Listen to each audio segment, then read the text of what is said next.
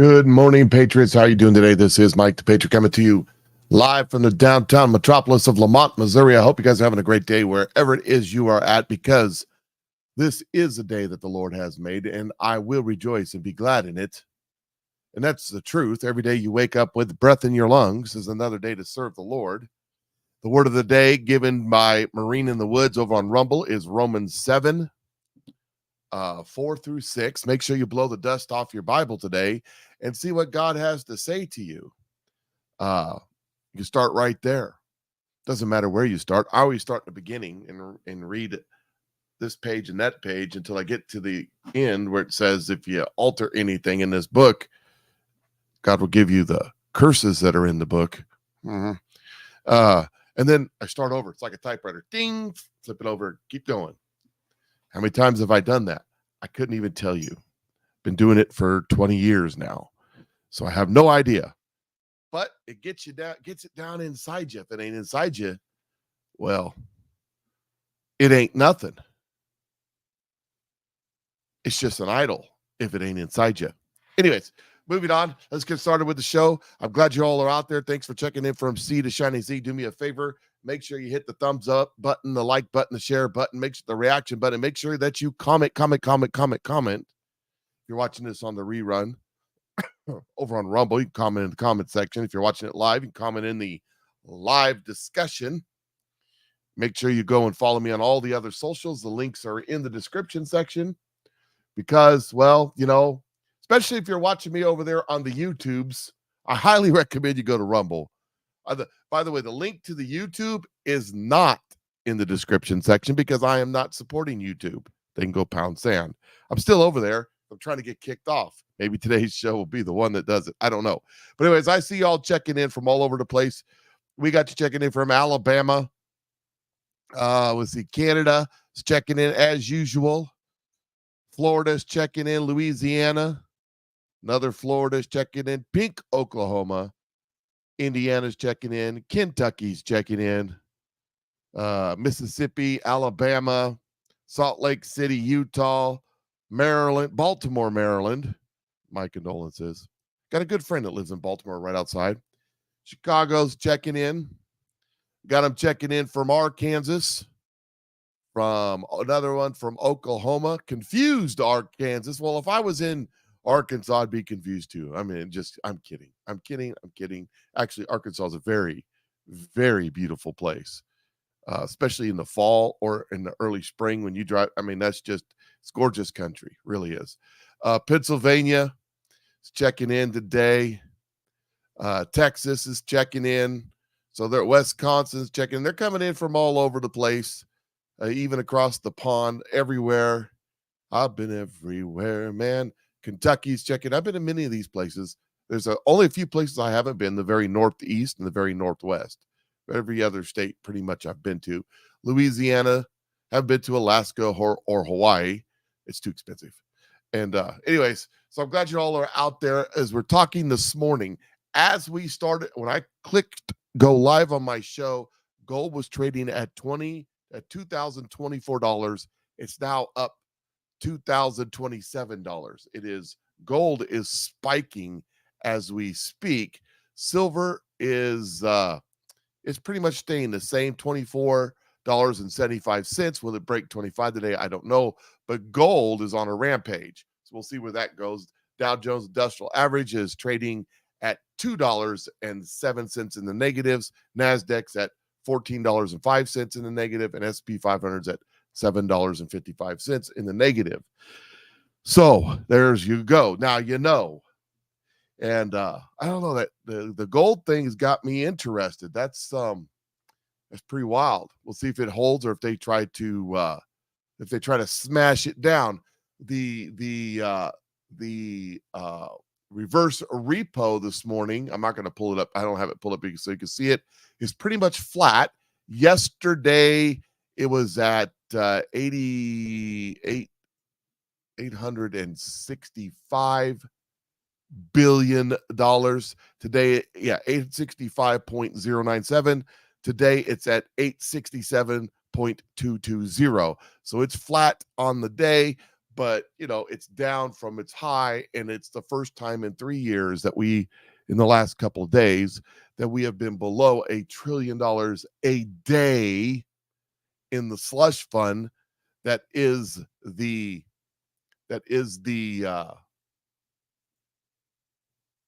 reverse repos, where they're taking all the money that they printed over the last few years and giving it to the banks to keep them alive. The banks aren't staying alive, by the way. Hate to burst your bubble. Here is headlines. Gateway Pundit reporting. America's sixth largest bank announces closure of 19 additional branches nationwide after closing 203 branches earlier in 2023. We're talking about PNC Financial.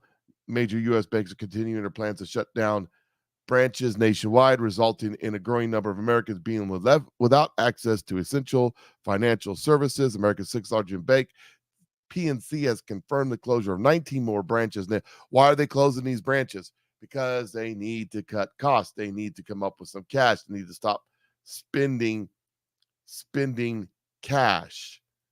That's why they're doing it.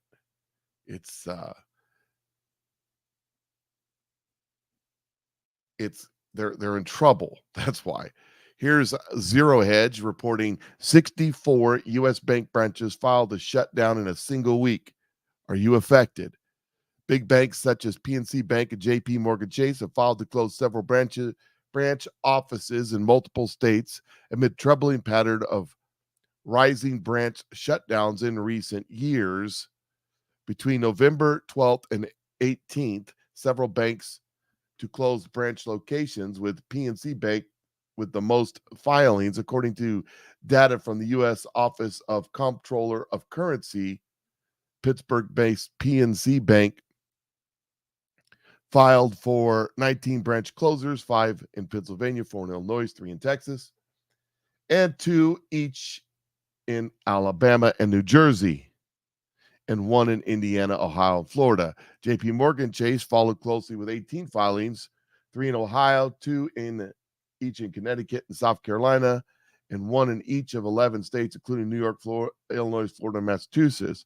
Citizens Bank came in third with 8 branch closures, 6 in New York, 1 in each Massachusetts, Delaware, Minneapolis-based U.S. Bank filed for 7 closures, 3 in Tennessee, 1 each in Missouri. Yeah, they closed down a branch here, right here in Sedalia, Missouri, here recently, when it was Mercantile Bank. When I moved to this town, that was their main headquarters, and they have completely shut it down. 2 New York. Let's see. Bank of America made 5 filings, 2 in New York, one in each of Texas, Massachusetts, and California. Citibank filed for 2 branch closures, and Sterling Brimmer First National Bank of Hodges Springs, Windsor, blah, blah, blah. They all shut down branches. So just in a few days, 64 bank branches. Now, why are they shutting down bank branches? What difference at this point does it make? Well, they're consolidating for cash. They need the cash. They need the money. They need to cut costs by getting rid of the banks branches. They're able to unload the employees, unload the cost, the overhead, and all the other stuff that goes along with it. And why are they doing that? Because they're broke. I mean, for real, they're broke. All of them. They're broke. And then as I look over here, gold is now trading at $2,028. So it's climbing rapidly. I don't know how or where that's going to go. Oil is pretty much flat. Silver is pretty much still flat. It's trading out 24.8. So it's up 5 cents. We'll see what it does. Does it break 25 today? It'll be interesting. So silver is, or gold is taking off like a rocket ship. And that's interesting. It's just very much interesting to me. May not be able to see what this is. Billionaire backed Cook Network endorses Nikki Haley. So the deep state progressive Republicans are endorsing Nikki Haley because, well, they're a bunch of imbeciles and they hate you. Don't forget that part. That part's very important, that they hate you. All right. So here is let me add this to the stage. Here is this is yesterday. Gold was at $22,013. Silver was at 24. And you can see there's a graph of them down there where we are. It seems that that gold, the gold bugs and the silver bugs were saying that it's set for a surge. Well, their surge may be coming true. I don't know. We shall see. It is going to be interesting what happens. Also in the world right now, what's going on? China scrambles to contain looming shadow bank meltdown. Chinese authorities, let me get rid of that right there. Chinese authorities are taking a forceful action to contain growing financial troubles. One of the country's biggest shadow lenders, see, China does a bunch of shady stuff because they're communists and they can. All banks, all industries owned by the Communist Party, and they lie about everything. Which kind of sounds familiar, kind of like us. Anyways, so we shall see. We shall see. It says breaking. Buy now, pay later spending soars 20% compared to last year on Black Friday. It is also expected to jump 19% on Cyber Monday to a record 782 million, as excess savings in the U.S. has gone from 2 trillion to zero. Americans are relying on debt more than ever. In other words, deals that are 20% off are being financed with a credit card at 30% interest rate. This is not going to end well. So American households are any of the buying, and I'm very, very, very interested in seeing. I'm very interested in seeing the results of Cyber Monday, and if it was up or if it was down, because I bet it was down. And if they're financing everything, that's not better. In fact, that's a lot worse. I'm looking for a particular post here, out of order, of course. Here it is right here, talking about this is over on Fox News, and they're talking about what's going on, and they're talking. This guy makes a prediction of what he believes Joe's going to do. Why don't I have any sound? I should have sound.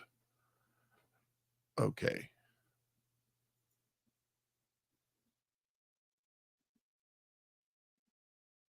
Huh. Well, I don't have any sound. Let me hold on. I got to do something here real quick. I got to fix something.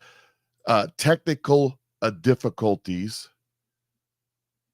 See, stop share screen, present, share screen. I forgot to click a button. I bet you. Let me see here. Share. All right. Try that. Let me get back to it. I apologize as I do this live. This is the only thing I could think of that would make it so that there was no sound when all the sound was unmuted, is that I didn't click a button when I went and shared screen. Let's see if this works. Here we go. Look, I'm as guilty as anybody. All you have to do is just, swipe this thing and you get these things for free. Now, here, I'm not a conspiracy theorist, but I'm gonna suggest a conspiracy, Charles. And you heard it first on your show. I believe that 9 months from now, when we're in the height of the campaign season, Joe Biden is going to announce a credit card forgiveness plan, and he's going to tell people, just like they did with the student loans, remember that, Charles? Mm-hmm. You don't have to pay your credit card debt. Uncle Sam will do it, and we'll print the money. And I'm not making this up. I really believe that's what they're intending to do. Hey, listen, it's not far-fetched. And by the way, the college loan thing actually probably got the Democrats, they really did so much better. And a lot of that was a lot of young folks thinking, well, I'll never have to pay my student loan bills. And, well, it might have been a bait and switch the whole time, because you can always announce these things and they never have to go through. Steve, I do want to get.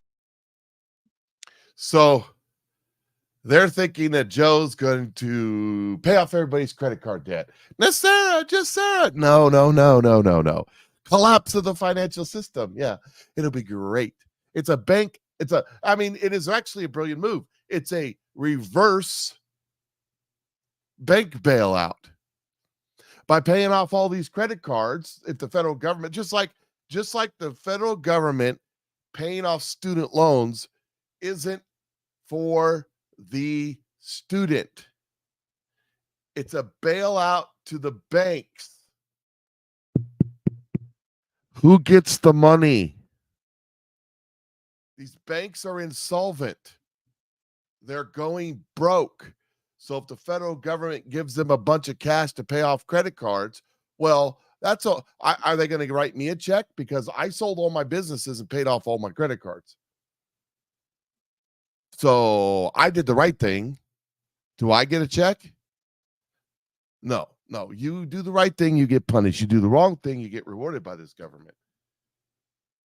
I mean, excuse me, it's a brilliant move on their part, because,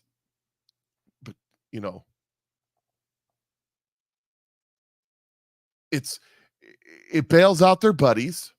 It gets all of the people that are massive in debt right now to vote for them. I mean, who cares if it destroys the economy?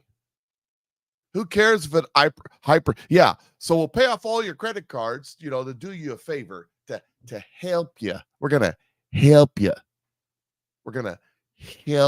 It's kind of like the Secretary of Education was testifying before Congress, and this is what he said. We're going to set up follow-up calls with every governor we met with to make sure we're available. As I think it was President Reagan said, we're from the government. We're here to help. There are resources there. There's technical assistance there, and there's a playbook that could support the work you're doing. Count on us as a partner in this. Our students are waiting. Thank you. Did you hear that? Let's try that again. We're going to set up follow-up calls with every governor we met with to make sure we're available.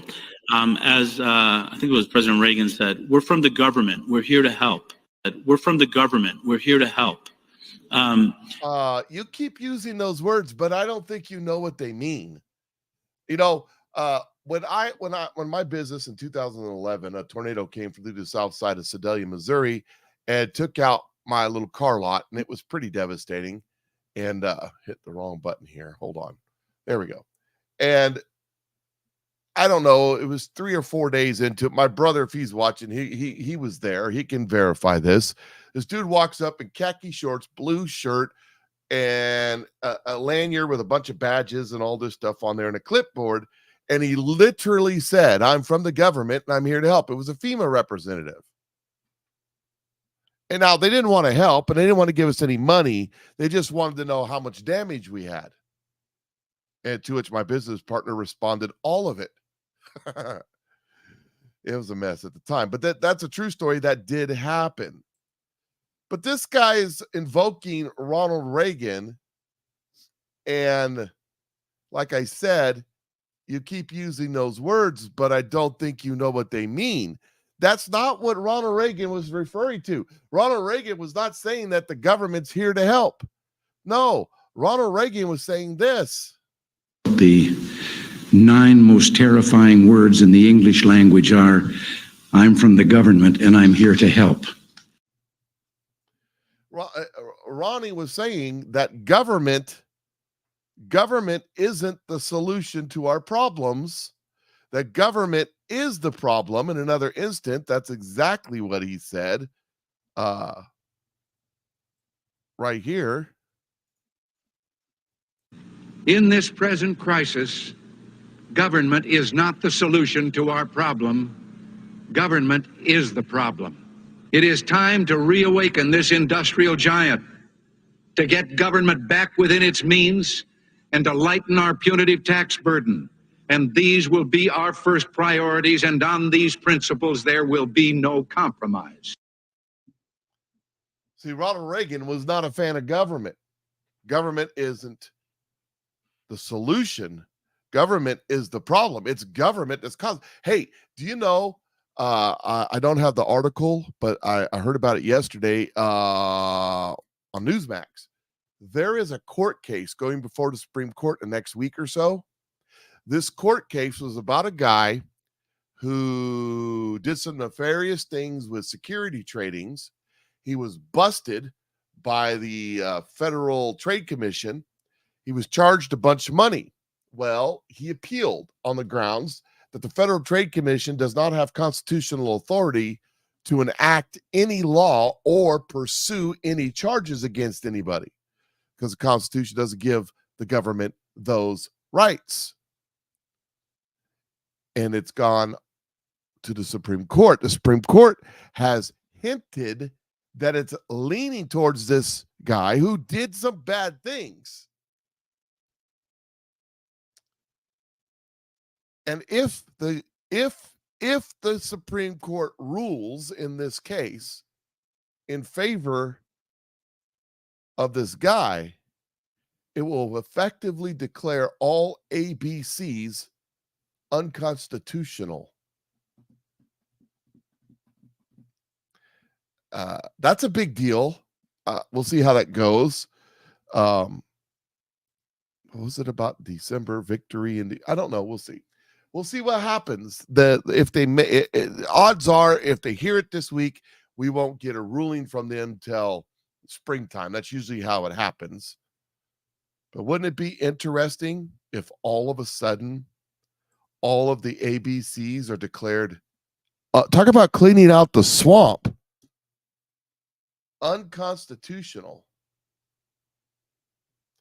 Here's another one. 80% of American households are in worse financial position now than they were before the Rona pandemic hit, per Yahoo Finance. So 80%, that article's on my Telegram page. You want to go read it. 80% of American households are in a financially worse position. Well, have you went and shopped for groceries lately? I mean, I could tell you why well, here, let's just, this is a TikTok video. You know, you get all your good information and truth from TikTok. Here's a TikTok video. This guy, this creator put this together, and I thought this was brilliant. Watch this. This shows you what inflation really is. All right, a bunch of you guys have been asking me, how much did Kevin McAllister spend that day in comparison to today, and what would it cost if he was to go to the store today? Notice that 119 for the milk, 114 or 115 for the other. Just nuts how much has changed for half gallon. So how much did Kevin McAllister spend here in 1990 to a comparison to today if you were to go to the store on November 26, 2023? TV dinner. You got the Wonder Bread, the frozen mac and cheese, saran wrap, half gallon of milk, the Tide, half gallon of orange juice, Army Soldiers, saran wrap. You got the Snuggle dryer sheets. Dinner's any good? I don't know. I'll give me one.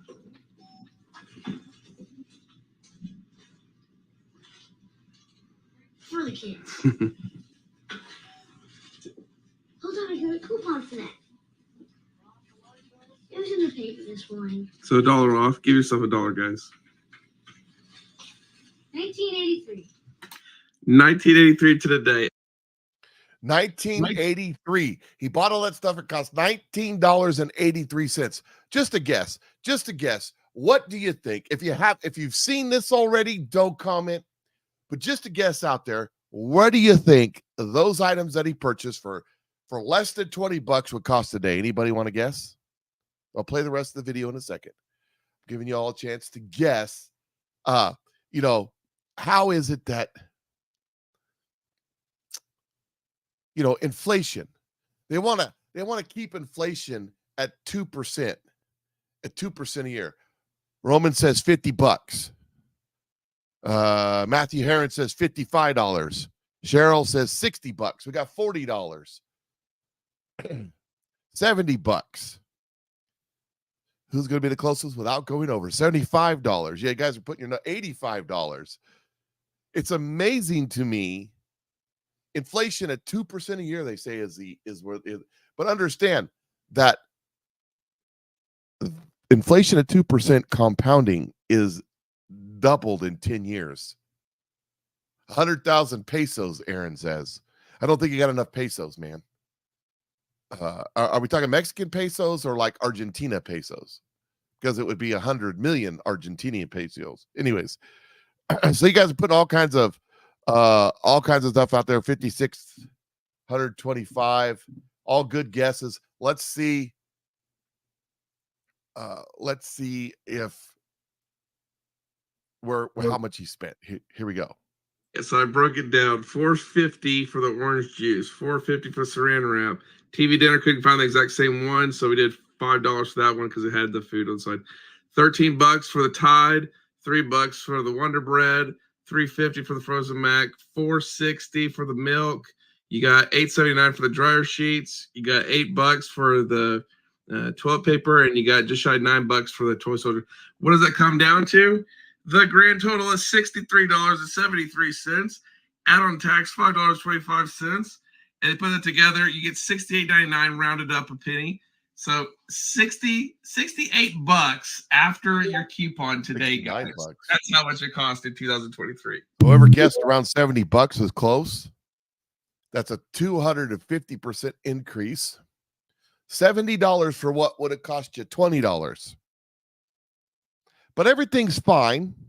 We're fine. It's good. Nothing to worry about here, folks.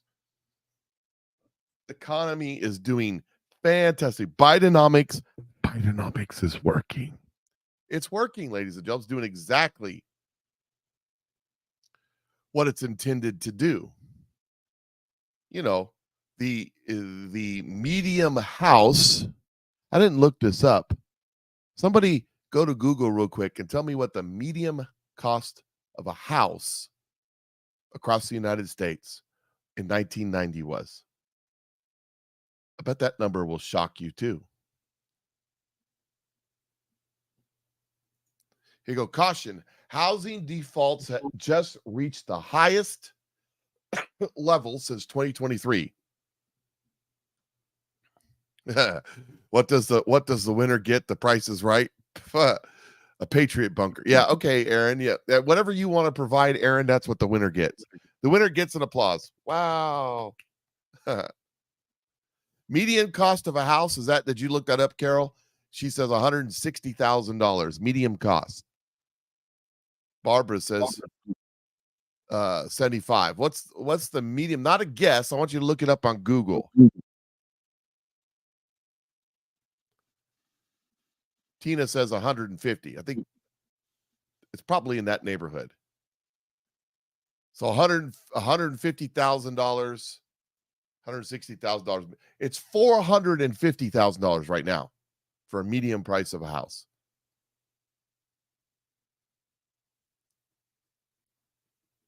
So it kind of tells you, Matthew Heron says 400K. That's what it is right now. But what was it in 1990? That's the question. And that's what inflation does for you. But I bet you, just like with my parents' house, who bought their house in the 1960s, and the money that you used back then was silver, because it was silver certificates that paid for it. So basically silver coinage. For the exact same silver they sold their house in 2005, 1990 was $122,900 according to Wendy. So that's how much it has changed from $122,900 to $450,000. The value of that house hasn't changed. I bet you if you look at the price of silver in 1990 and you look at $122,000 and how many $1 coins of silver that would buy, and you compared it, it's probably the same or close to it. Just saying. Some comments aren't showing because I get all the comments from all the different pages. And so you only see them from the page that you're on. So here we go. Back to the story here. Housing defaults have just reached the highest level since 2013. This is not looking good. Delinquency rate of multifamily homes. So the highest since 2013. The highest was 2010 to 2012, so about 2011. But we've just begun the crash. It's going to get worse. People are going to start losing their homes because they got to make a choice. Do I buy diapers and formula? Do I buy chicken and vegetables, or do I pay my mortgage and my car payment?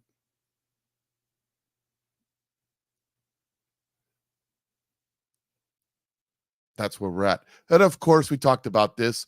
The White House, Karine Jean-Pierre, this holiday season, families are seeing lower prices on everyday items from gas to groceries. Lower than what? You see, let me tell you what they're doing here. They're doing the same thing they always do. Figures don't lie, but liars figure. You see, they tell you we've lowered the deficit, which is a BS non-number. They didn't lower the debt. They didn't lower how much they spent. They lowered how much they projected to spend in the deficit. So it's like I said, if you've got a $5,000 monthly income, and the husband sits down and says, got to figure it out, honey. We could buy the new bass boat and Harley Davidson. We can buy the new house on the lake. We could take off and go on vacation to Cancun. We got it covered. Here's my budget. We're going to spend $10,000 a month. We're going to get it done. And she goes, honey, we only make $5,000. He goes, I know, but I want a new boat and a Harley. And you want a new car. And I want to go to a vacation on Cancun, maybe take a cruise. She goes, yeah, but we only make $5,000. He goes, fine. I'll take some stuff out. Gets in there. Look here, honey. I've done it again. I've saved us $2,500. I've lowered our deficit by $2,500, and now we're only spending $7,500. She goes, yeah, but we only make $5,000. Yeah, but I've lowered the deficit. You see, when they say this, they're saying that inflation has gone down from its peak at this time last year, which is BS, by the way. Like I said, figures don't lie, but liars figure. But inflation is compounding. The prices have not gone down. The prices will never go down. The prices aren't going down. They're continuing to rise. When the inflation rate this time last year was 7 or 8%, and now the inflation rate is 3 or 4%, the prices are continuing to rise, compounding on top of what they already rose. But they're trying to tell the American public, who are intentionally ignorant of money, wonder why that is, that your prices should be going down.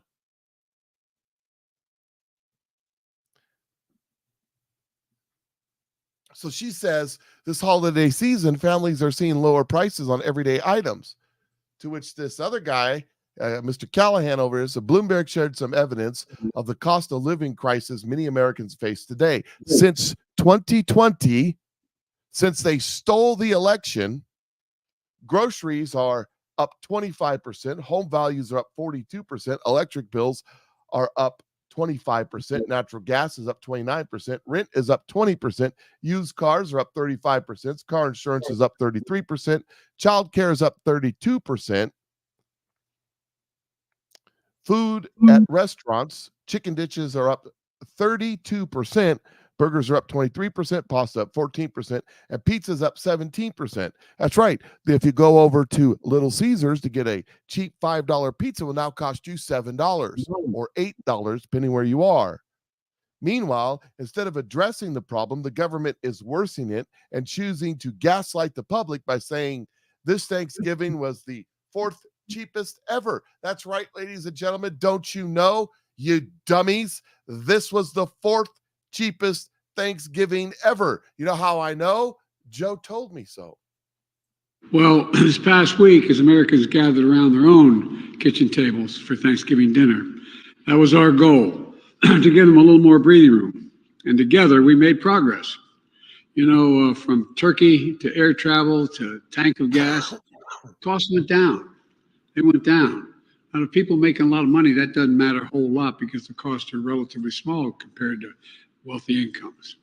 In fact, as a share of earnings this Thanksgiving, dinner was the fourth cheapest ever on record. I want you all to know that. I look at all the press, look at that. It was the fourth cheapest on record. I want you all to know that.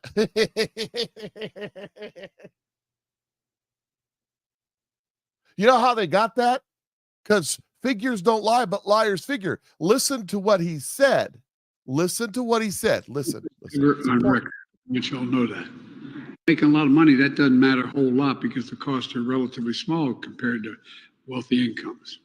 In fact, as a share of earnings this Thanksgiving, dinner. In fact, as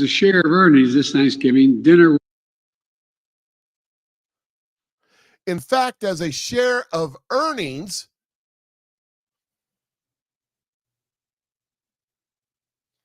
if you're rich, if you're making a bunch of money, but if you're the average Joe whose income hasn't gone up in 5 years, who's behind, if you're on a fixed income, oh sure, people like Joe Biden's gotten stinking filthy rich. How much money you got in the Caymans? How much money you got in Belize? As a share of earnings, what a manipulative BS argument. As we take our manipulated numbers on earnings and we take our manipulated numbers on expenses, you're doing better, don't you know? Americans are, the savings of Americans in the last year have gone from $2 trillion to zero, and they're now buying Christmas on payments. But no problem, because they're going to pay off our credit cards. It's going to be great. It's going to be fine. Nothing to see here. CNBC, Joe Biden, stop price gouging. Biden hits corporations over high consumer costs. Key points. President Joe Biden took aim at corporations for charging prices he said were artificially high. And who made it so, Joe? Any corporation that's not brought their prices back down, even as inflation has come down, even as supply chains have been rebuilt, it's time to stop price. Ignorance on steroids. This is the fact that these people believe that you're a bunch of stupid dopes because inflation has gone down, so the price goes down. No. Inflation is still inflating, just at a slower rate. The price doesn't go down until we have deflation. And we're going to get there as everything collapses. Wait till we get to the infinite part. You know what the infinite part is? We're going to get to the part where the prices on everything will be infinite. You know what that means? Because no dollars will buy anything. Well, see, all the prices gone to zero. Yeah, because no one wants your crappy fiat piece of crap currency for their beans and rice or their lead or their gold or whatever. When you get to the point that your dollars just aren't worth anything anymore, what you going to do? So Joe Biden is telling corporations, bring your prices down, because that's magically how it happens. You know what the next step in this parade is, ladies and gentlemen? We'll get to that. Let me finish reading this first. The White House has struggled to bridge the gap between data that shows an economic recovery from pandemic lows.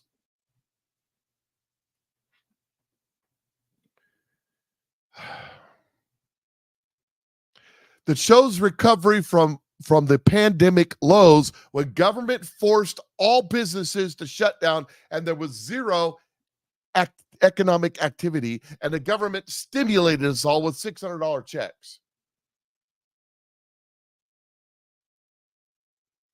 Yeah. Y'all go back down to work now. Look at here. We created 6 gazillion new jobs. You didn't create a damn thing. You just told people to go back to the job they had. It's not an economic recovery. It's government. What was it? I'm from the government and I'm here to help. Government's not the solution, but the problem. And voters who still feel stubborn inflation in their budgets. Yeah, because they lowered inflation from the high they created by spending all this money, by their government policies. Government is not the solution, but the problem. They created the high inflation and then lowered it a couple notches and went, yay, celebrate. So here's the next step in this parade, ladies and gentlemen. It's coming, I think, before the next election. Price controls. You better go out and buy your beanie weenies now. If they even start rumbling about price controls. You see, in Austrian economics, you have Keynesian economics, you have modern monetary theory, which is just Keynesian on crack, and Austrian economics. Now, this isn't Austrians, it's a school of thought. In Austrian economics, you have supply and demand. And supply and demand regulates itself. If you have too much supply, too little demand, the price goes down to increase the demand. If you have not enough supply and too much demand, the price goes up. Because what happens, if the price is artificially kept low, people buy it up even if they don't want it or need it because it's a good deal.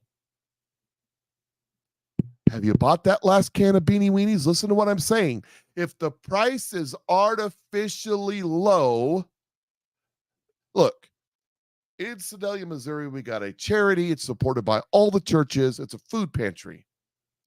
You go to the food pantry and just watch. As people take boxes and boxes of food they're never going to eat because they're too fat, rich, and spoiled. A couple of times when things got really tight for me and my wife when she wasn't working, we went over there and got food. But we got food we would eat, and we ate what we got.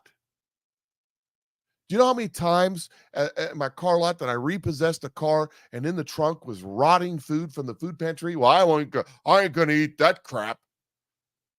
I ain't going to eat that stuff. Then you ain't hungry. Let me tell you something. We're going to come to a time sooner rather than later that you'll eat it. Go without eating for 3 or 4 days. I bet you even eat a can of lima beans. Cold. I'm just saying.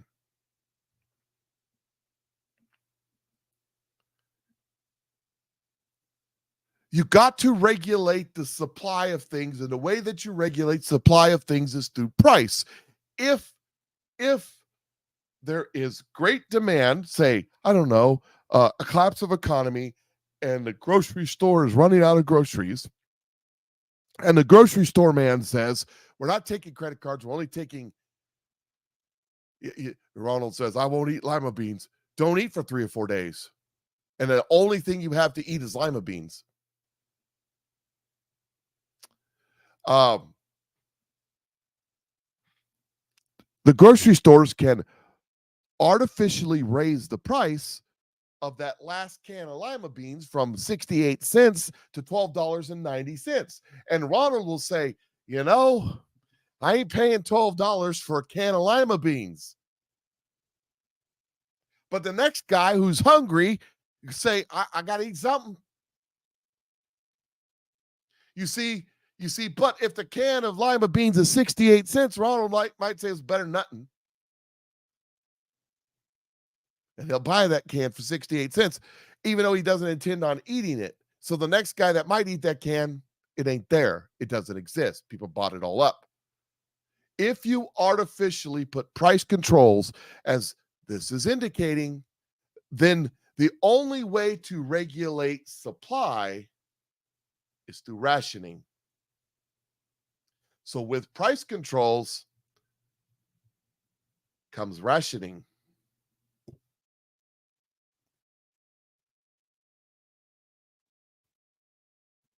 Why was it that in World War II, if any of you are, I'm sure none of you are old enough to remember this, but your parents probably were, your grandparents. Why was it they issued stamps for commodities? Because sugar and flour and milk and eggs and all the commodities were price controlled, and they had to control the supply somehow. So you could only buy it if you had stamps to buy it.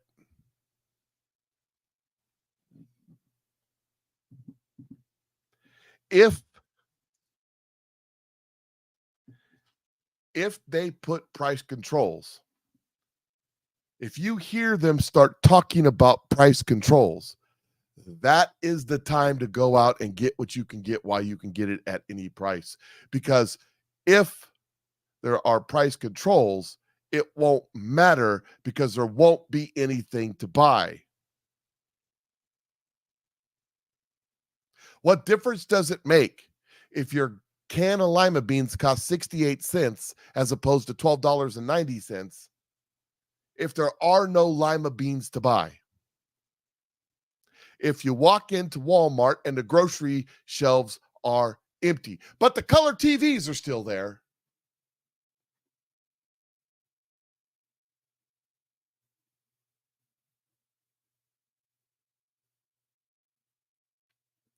yeah, Sean says, so true. Until you're starving. I remember being in the field for weeks in the military, and freezer dried pork patty tastes like a fillet and lobster. Yeah, those pork patties and beef patties came in the MRE they were not gourmet food. I mean, I'm not sure the dog would eat them, but you're right. You're right. If you hadn't eaten,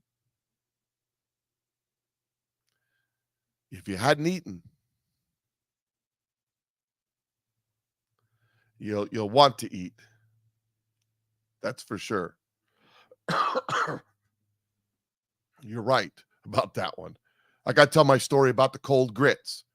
after being out playing G.I. Joe for 24 hours. The only thing I had was one MRE to eat because we weren't supposed to be out that long. I get back. It's in the morning. The only thing they had left was cold grits.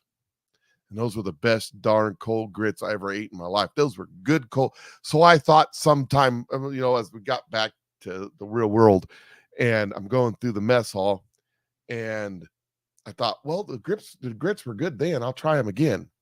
Nope. Still don't like grits. But when you're hungry enough, you'll eat the grits.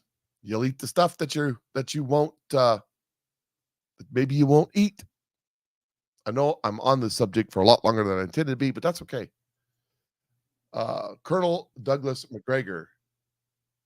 Oh, that's the wrong one. Where's the one? Where is the one that I was? Oh, right here. It was a video. Here he is again. Here's Douglas McGregor again. That's talking about economics. The last thing the United States needs at this point in our history is a war of any kind. We have too much to do here at home. We're already spending $1 trillion plus every year now to service our enormous sovereign debt. Normally your creditors, and we have creditors, will come to you and say, look, it's obvious your head's underwater. You've got to cut spending. If you cut spending, we'll restructure your debt to enable you to pay it. That's what you do. That's what Franklin Roosevelt did in 32 and 34. He didn't call it a default. They called it restructuring the debt. Can we do that now? That's probably too late. Who holds most of the debt, internally and externally? Well, that's another lengthy explanation, but let's be frank. The Saudis, the Chinese, the Japanese, the British, other Europeans, they hold most of the debt. Do they ever really expect to be paid back? I think they've reached a point now where they see no evidence that we will ever cut spending. So where are we headed? Steve, we're headed over the cliff. In fact, some people say we've already gone over. And it's only a matter of time until we hit the bottom. When you hit the bottom, that's when everything will change. But until then, people are going to keep doing what they've always done because they've gotten away with it. So I think General Flynn is right. And I think it's the tip of the proverbial iceberg. Yeah. So what happens when they don't buy our bonds? What happens when they don't buy our debts? By the way, they haven't bought our debts. The only people buying our debts are us. But what happens? What do we do then?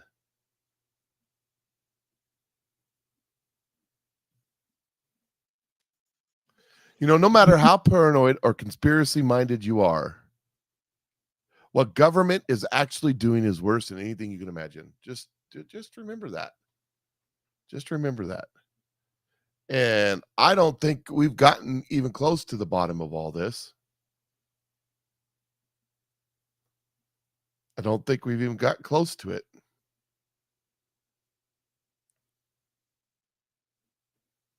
Here is, let me see here. Which one do I got?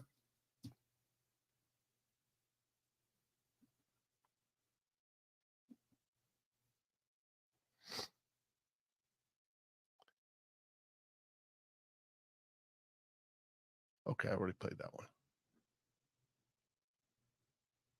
So this is a little video. The car industry. I keep talking about the car industry. It's definitely a sign. It's getting ready. We're going to have the crap hit the fan on so many different levels. By the way, the Fed just came out. The stock market was going down. Gold was going up. Fed just came out and said they think they've got it right. Right where we need to be to bring inflation down. So stock market, the Dow Jones Industrial Average is now positive $29, and gold is settled back down to $2,025. So we'll see what happens. Amazing that they came out like that. Here we go. So I'm here at CarMax today because they just released their earnings and they were not good. Sales were down. This 2021 RAV4 is $40,000. And that is more expensive than you can get a brand new one for. So after CarMax reported these earnings, the stock market didn't like it for obvious reasons. And their stock sold off by about 10%. All right, so check this out. This is their lot, and it is absolutely slam packed. CarMax is the largest used car dealer in the U.S. And here is your line of pre-repos. I think it's very important for us to keep up with how CarMax is doing to really judge the health of the used car market. Because really, as the used car market goes, I feel like the economy will as well. It's got 47,000 miles, and the price is... And just to give you the actual numbers, their retail sales were down 7.4%, and their wholesale sales were down 11%. So CarMax actually stated that a lot of their problems were arising from affordability challenges. So yeah, there are going to be affordability challenges when you're selling used vehicles for more expensive than a new one is. This is almost laughable, right? This is so obvious. Their prices are too high. That's all they're saying. And the thing about it is interest rates are high right now. Inflation is too high. Monthly payments are too high. Yes, CarMax, we know this. And it's even a bigger problem when you're selling cars that are 2 or 3 years old for the same price that you can buy a brand new one for. All right, 2021 Toyota RAV4 XLE Premium. Price here is $39,998. It's got 5,000 miles, so no miles on it, but I wanted to pull up, this is a brand new Toyota, same trim level, XLE Premium, $36,930. And you can buy the used one for $39,998 here. So in CarMax's earnings call, they actually outline some of the risks, the challenges that they have to go through. They have to give this to their shareholders every quarter. So I want to read exactly what it was. The risk was there are challenges associated with managing a large pool of fast depreciating assets. What does that mean? That means they have a bunch of cars. They know that they're fastly going to go down in value, and that's their whole business. That's a risk. That's a big risk right now. All right, I have not been able to find a Sienna anywhere. And here's one right here. It's a 2020 model. It's the hybrid edition, XLE. He just goes on bragging about, he's a Sienna fan for some reason. $44,000 for that used Sienna on CarMax. The problem, one of the things that happened in the car business right around, and I'm sure there was a bunch of government money involved in this, 2007, 2008, 2000, these big chains like CarMax, these big chains like, what's the, I can't remember the name of the discount one off the top of my head. Carmart, like Carmart. Carmart is a low end financing, buy here, pay here national chain. One of the biggest there is. I think the biggest there is that these companies started going out buying everything. They started and that drove the market up, which was good for them. But we're on the backside of this now. Things are about to change and get ugly, ugly, ugly, ugly. Speaking of ugly, here is Joe Biden and Butt Judge as Butt Judge introduces him the other day when he gave his speech. While there is certainly much more work ahead of us, there is also a great deal of progress to build on. Thank you again, and it is now my great honor to introduce the person who has led this work with discipline, with expertise, and with a constant focus on how we can use the tools of government to help people in everyday life, the President of the United States, Joe Biden. Yay! Confident. That's what I think of when I see Joe. Thank you very much, Pete. And it's good to see you all. Thank you. Who?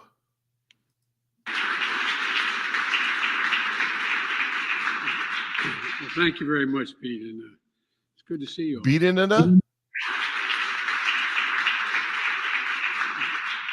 thank you very much, Pete. And it's good to see you. Denise, beating in a. Thank you very much, beating in a. So, just call him butt plug. It's easier. The big issues, the big things. But sometimes the big things work or don't work based on whether or not the little things are in place. The mechanics are in place. Secretary Buttigieg, thank you for being here today. Let's launch this new council. Council. Secretary Buttigieg. Come on, man. Come on, man. Bidenomics is working. And then there's this. You can kind of see how the teleprompter and the cocaine is working. You know, when you take cocaine and you get a dementia, it opens up the pathways in the brain, and the dementia kind of goes away a little bit. Globally, a move that's going to address forced labor, promote worker health, worker wages, worker unions, as we build out our supply chains. Because we know our progress depends on our workers, including union workers. They keep our supply chain secure and our economies moving. So we have to do more and empower them here at home and around the world. Fortunately, we've been able to push back on MAGA Republicans so far. But they haven't given up. They haven't given up. They still want to undo this progress we're making. They're proposing cuts in investments in roads, bridges, the internet, and high-speed internet, the very things that provided anyway, it's across the board. And the cuts that can result in loss of jobs and infrastructure and in manufacturing. And they want to go back to the bad old days when corporations looked around the world to find the cheapest labor they could find, to send the jobs overseas, and then import the products back to the United States. Now, we're building the products here and exporting products. Really? Yeah, you don't say, Joe. What companies are moving back to the United States right now? Can you name one? I'll wait. And who's sending jobs overseas, Joe? Who got the $1 billion from the Chinese? Yeah, that's what I thought. You're so full of crap. Yeah. Bidenomics is working. As everything falls apart around us. This guy is ridiculous. So here is, I mean, speaking of Joe, here is this just listen. Joe Biden's a Christian, a very religious man, don't you know? Have President Biden, who goes to church every Sunday. You have President Biden, who has lived. Which church? Yeah. Well, he goes to the Catholic Church. I know, sure. Yeah, and yet he supports abortion and what have you. I mean, sorry, but Biden is not a Christian. Okay, pretty much everyone knows that. And Trump, you know, to some degree. You say pretty much everybody knows that. A lot of people think he's the most religious president we've had in a long time, the most God-adoring president. Who thinks that? You've seen polls that say that? I've never seen a poll that says anything about Biden being religious. I just can't imagine that many Democrats really think, or that anyone really even would paint Biden as a Catholic. That strikes me as odd. I don't know where that idea even came from. Well, he's been a Catholic his whole life, and he still worships in a Catholic church every week. But in terms of being a religious man, I'm just not buying it. Sorry.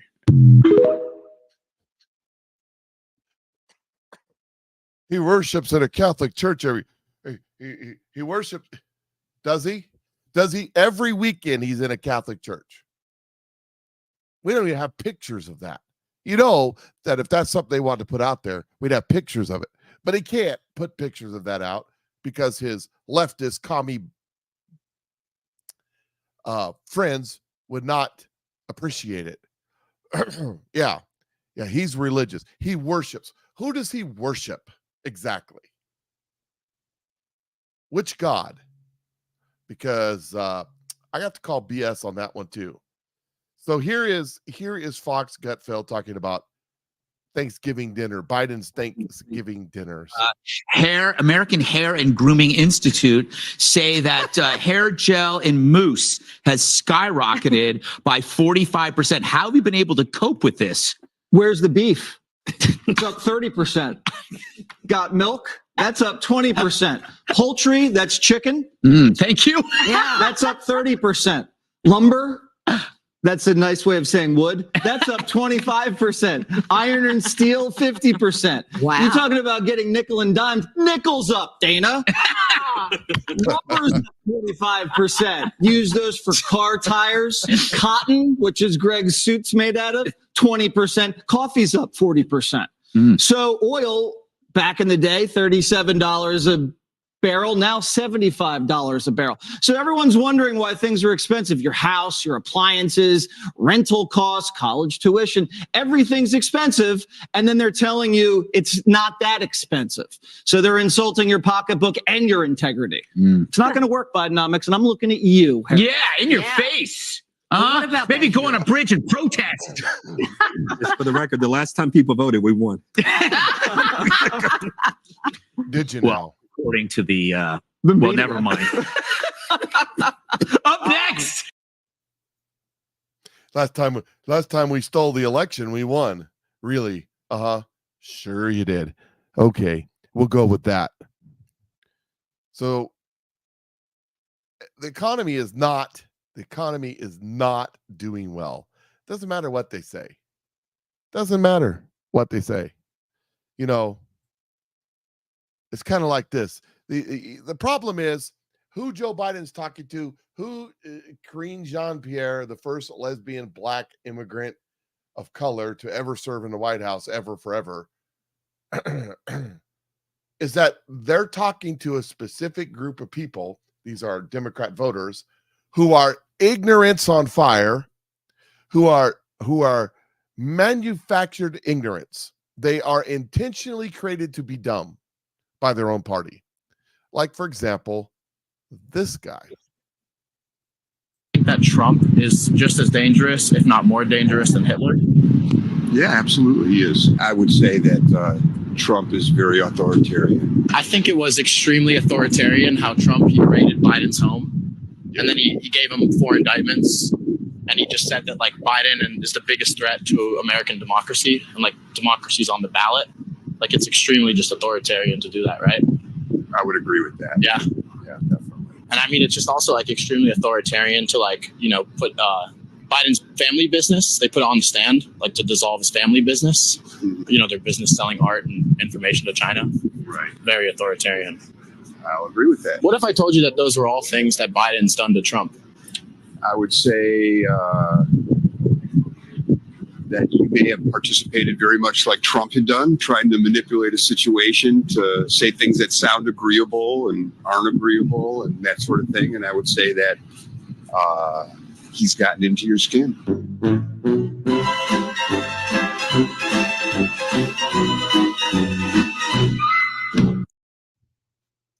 You manipulated the situation to, I've got to sound really, I just made myself look like an absolute moron. So now I have to make myself sound smart by using a bunch of words that don't make any sense. Like you manipulated the situation to put words in my mouth to make me look like a dummy. So it's all your fault that you did this, just like Trump would do. Oh yeah, I could go along with that. I'm okay with him selling secrets to China. I'm okay with Hunter Biden selling finger paintings for $500,000 because I wish I had finger painting skills because I'm a moron. I bet you $1 to a donut that this guy right here has way more education than I do. I bet he's got degree after degree after degree after degree.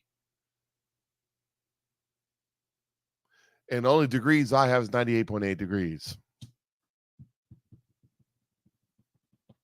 But because of those degrees, he's trained ignorance. He's trained into being a slave. And when the master says, do as you're told, he says, yes, master.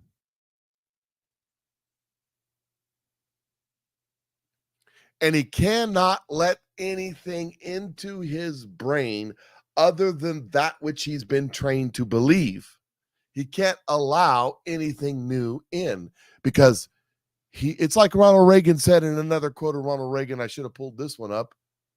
It's not that the Democrats are wrong.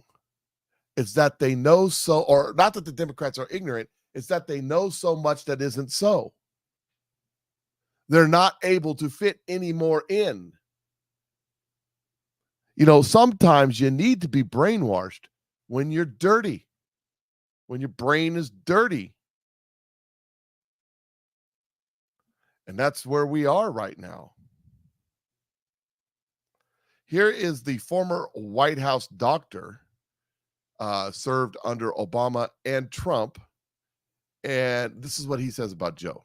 Biden is not the same Joe Biden today as he was, 2 years, 4 years, 6 years ago. There's a mental decline. I know you haven't done an analysis, haven't examined him, but if you look at the decline of Joe Biden and what America could have in store if he's elected for 4 more years, how fast does this decline happen based on your experience in the medical field? Well, it's happening quickly, Sean. And like you said, I've taken care of actually 3 presidents. I was also there during the Bush administration, so I know firsthand what it takes to be the commander in chief and the head of state. It's a grueling job, both mentally and physically. This man can't do the job. He's proven to us every single day that he can't do the job. But this is going to get worse. I've been saying this since he was candidate Joe Biden. I saw it early on, and like you said, I wasn't making a diagnosis, but I said something's going on here. This man's got cognitive issues related to his age. It's just continued to get worse. And I did this the other day. I went back and I looked at some stuff from 2 or 3 years ago when he was, or from over 3 years ago when he was running for office, and compared it to right now. And it's just unbelievable how much he's degenerated just during his time in office. We cannot afford to have this man in office for, the remainder of this term and then another 4 years after that. He's already putting us at great risk right now. Look at what's happening to our economy, our southern border we just talked about, overseas, the wars that we're getting drawn into, things that wouldn't happen if Donald Trump were there, because our enemies don't fear us anymore. They have no respect for us anymore, and our adversaries don't trust us anymore. And it's because we don't have the leadership in the White House that we need. And it's because this man, even if he wanted to, he cannot provide that leadership. He is not physically and cognitively fit for office anymore. And somebody in his inner circle needs to step up to the plate and make him aware of this. And he needs to move on for the safety and security of this country. And the American people deserve to know who's actually running the country, who's making the decisions. If Joe Biden can't and isn't making the decisions, who is? We have a right to know that, and we don't. And I agree with you. It's scary to think what happens in 4 more years of a Joe Biden presidency. Republican Congressman Dr. Ronnie Jackson, always a pleasure. He has some serious issues, and I think that there's something coming. I think that the Democrats are going to do something. I don't think they have a choice.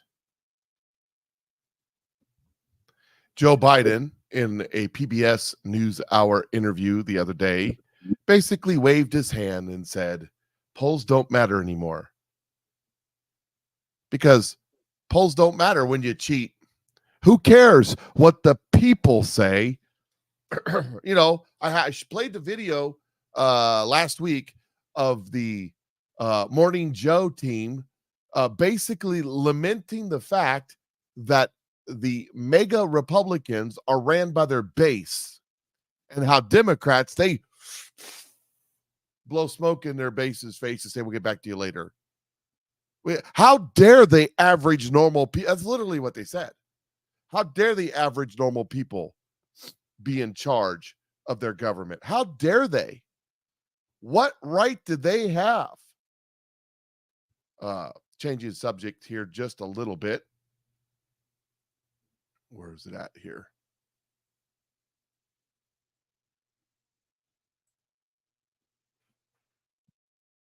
It should be this one right here. Okay, here is Gateway Pundit reporting. This is news that was busting yesterday about sports.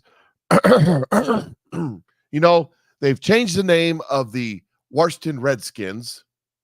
There's a bunch of Indian organizations, whole entire nations of Indians, Native Americans, who are suing the Washington football team, whatever they call themselves today, to restore their name because they thought it was a good thing. The Cleveland Indians have changed their names. There's only one team left. That's the Kansas City Chiefs. And that's next on their list. And here comes the fake drama, only it didn't work. According to Gateway Pundit, Deadspin writer smears innocent child, accusing him of wearing blackface with deceptive photo. Then a different picture emerges. I know their name's the Commanders. I just hate it, so I don't say it. Sports news site Deadspin smeared an innocent child. This is the picture they shared here of this guy. Now, let me explain this to the people. The guy over there that is too ignorant to understand Trump. If you'll notice, he has a black shirt underneath. I'll guarantee that's a Raiders shirt. He's in the Raiders stadium. He has a Chiefs shirt on. He has black face on one side and red face on the other side. But of course, the author of this smear doesn't say that. And an Indian headdress. The boy is a Raiders fan and a Chiefs fan. So he's cheering both teams. The sport news site Deadspin smeared an innocent child who attended Sunday's Kansas City versus Las Vegas game by posting a deceptive photo of only one side of his face.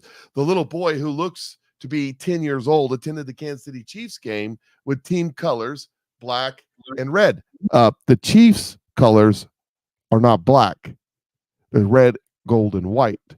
That's why I'm saying he is a fan of both teams, which, you know what, is perfectly fine. It's not Photoshop, by the way. It's real. Imagine trying to purposely ruin a child's life with a hit piece that is intentionally misleading, because this is the face the kid had. I'm telling you, that's a Raiders jersey underneath.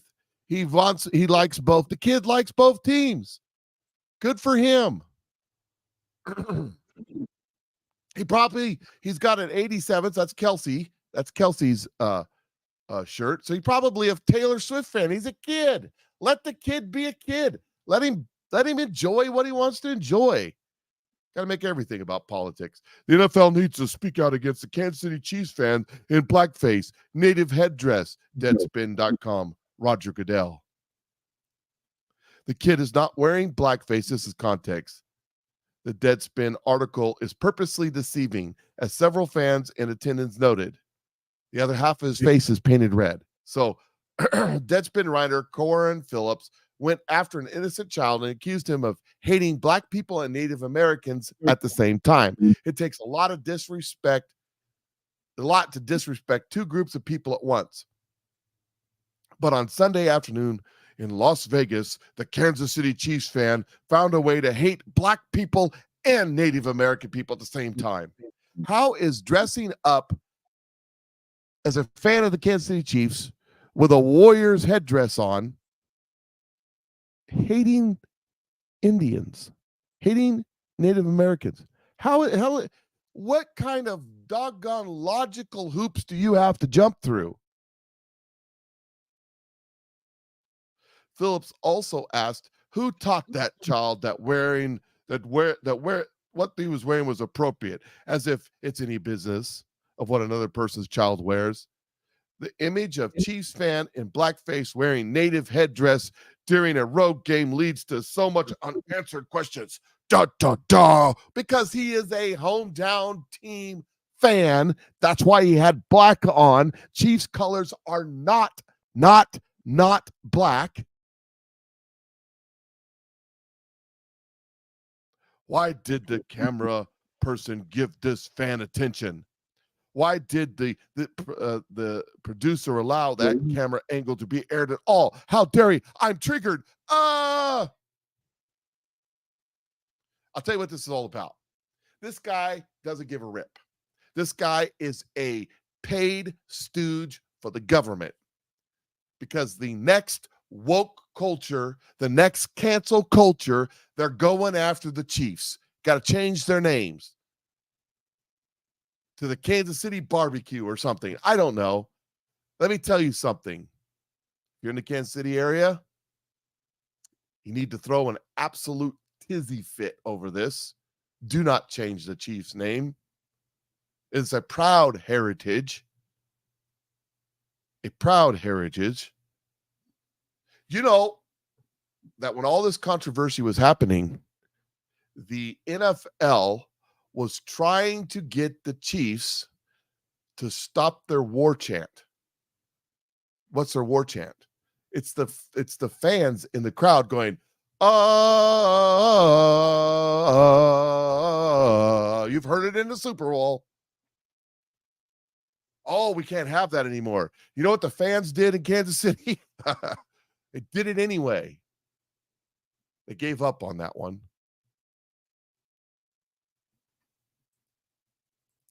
Yeah. They're going after this kid not because of the kid, because it's a political thing. They want to go after the Chiefs. We got to change their name to something stupid like the rest of the teams have. Forget it. By the way, the kid has apologized. Young Chief fan apologizes for appropriating Elizabeth Warren and wearing Trudeau face. That one's for you, Aaron. I mean, that's a perfect response. I don't know if the kid really did it, but it's a perfect response.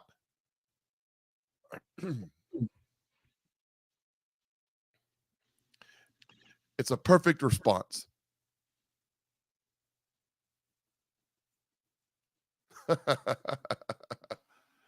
That's right. Where's the Trudeau's face? Because Trudeau actually did wear blackface. Which, personally, I don't think is a big deal. So what? Where? So if a black person puts on white makeup on his face to look like a white guy, dresses up in khaki pants and a tucked-in shirt and socks pulled up to his ankles, goes out for Halloween, we're supposed to be upset for cultural appropriation? No, I think it'd be freaking hilarious. Why not? He could do the Carlton dance while he's at it. Why not?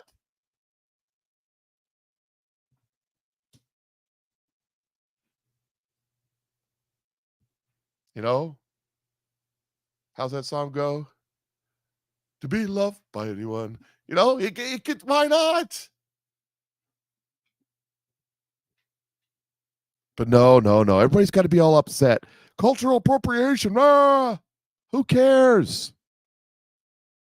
Let kids be kids. Let them be fans.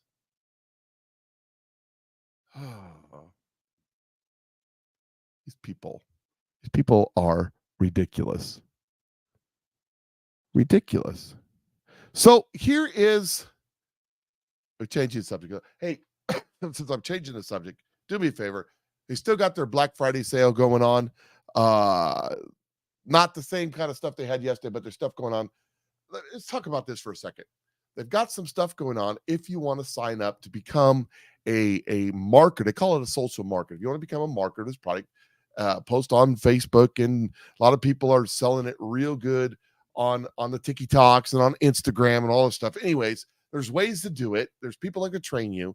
If you want it, they've got some real good deals right now for getting started, if that's what you want to do.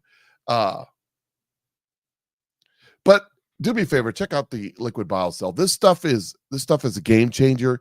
You know, like I was in the military. I abused myself when I was younger. I ran 5 to 10 miles a day. I'd love to run. I would run now, but I can't. Just can't. I'm just too much injury, too much. I can't get into it why I can't. If you want to know, I'll send me a private message. We'll talk about it.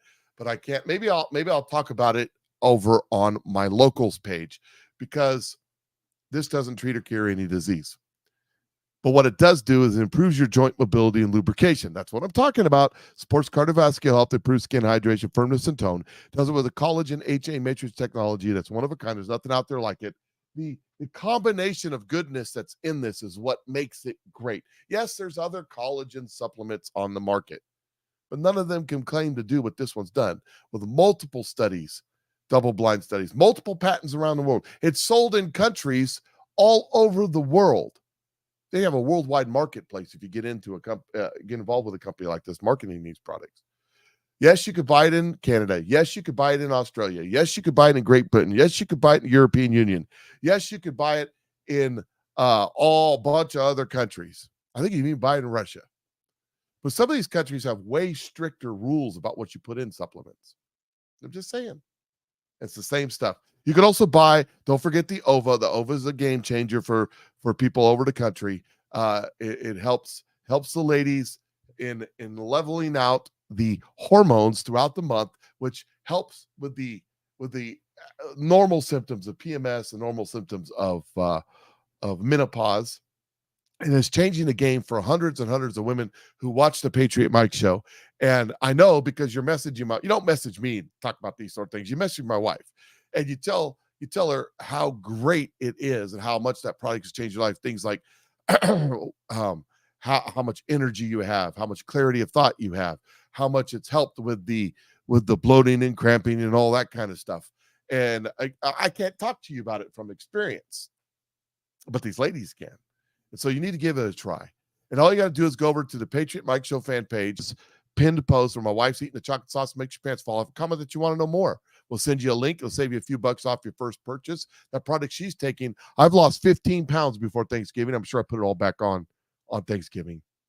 Kansas City Fruit Loops. That would be something they would do. Anyways, it improves fat storage, improves muscle tone, and restores youthful skin. It has made a difference for me. My wife has lost, look at the difference. My wife has lost a ton just taking that product alone. They also have other products like Burn, which is a metabolism booster. They also have a carb blocker. My mother-in-law, taking Burn and carb blocker, had over a year's time and went from a size 24 on the bottom to a size 12 on the top. And she's very happy with that. So we have other products too. If you're like, I don't want to go to Facebook, I hate Facebook, is there another way? You can send me a message. Just send me a message on any of these platforms or send me a text message to 660-620-2644 or an email to patriotmikeshow@gmail.com. And we'll send you the link. It'll save you a few bucks off your first purchase. You don't have to sign up. You don't have to become a member. You don't have to become a distributor. You don't have to get into a pyramid scheme. You don't have to do any of that. You just have to give us your name, where you want it shipped to, and how you're going to pay for it. That's it. You can even make up a fake name if you wanted to. We don't care. But, there is an opportunity if you want to join up, become a partner with the Patriot Mike Show, and make a few bucks for yourself. But that's only if you want to. And I don't push that very hard because, frankly, it's great for some people that want to try it, but I'm not going to beg you to do it. Pays my bills. So back to the show. Sorry about he's grifting again. Somebody comment over on there on Rumble. He's just a grifter. You got to look up that word, see what it really means. You keep using that word. I don't think you know what it means. Anyways, a grifter applies way more to Joe Biden and to Hunter Biden than it does to me. Even way more to them than it does to Brad. I'm just saying, or any of the others, except for maybe Phil. But moving on. You're talking bad about my favorite guy. I'm never watching you again. Look, it's all in fun and games. Get over it. Get over yourself. All right, we're going to change subject, and we're going to talk about let's see here. What's going on? Oh, yeah, that one. What's going on over with everything? Chris says, I like BioCell more than crack. Well, this is true. It's definitely better for you than crack, unless you're the president and needs it to stimulate your brain. New York City, how the tables have turned. In 2020, no mask, no entry. Now they're barring you from entering into businesses in New York City because the criminals are wearing their Rona masks and going in and ripping them off. So the Rona mask is helping the criminals rip the place off. But speaking of Rona, here we go again. It's 2020 all over again. Do y'all remember the great toilet paper run? Do y'all remember the beginning of it? I remember it. I remember it quite well. One of the first videos I started this show in 2020, and one of my very first videos that took off was a video in which, let's see, where's it at? I did this. Do y'all remember the beginning, January 2020, when we had the great panic? Had to get I was prepared. I had my Lysol, my rubber gloves, my painter's mask. I was ready. I was ready for the great toilet paper run of 2020. But if you go back in time and you think about it, there was all those videos in the November, December over in China of people passing out on the trains and then scooping them up and throwing them in the back of the trash trucks, a la Soylent Green, and people just dropping out everywhere, crowds of welding people into their room. You remember all that? Remember the propaganda was building up? Oh my gosh, there's some kind of something going on over in China. You all need to panic. It might come here. It might come here. What are we going to do? Oh my goodness. And then the great toilet paper run. And then people were dying. Old people were dying in nursing homes in Washington State. Remember? It was spread to Italy and South Africa and all the other stuff. You remember all that? Headline on the Drudge Report this morning. Alert, Brit gets new pig flu. Child pneumonia cases surge in Europe.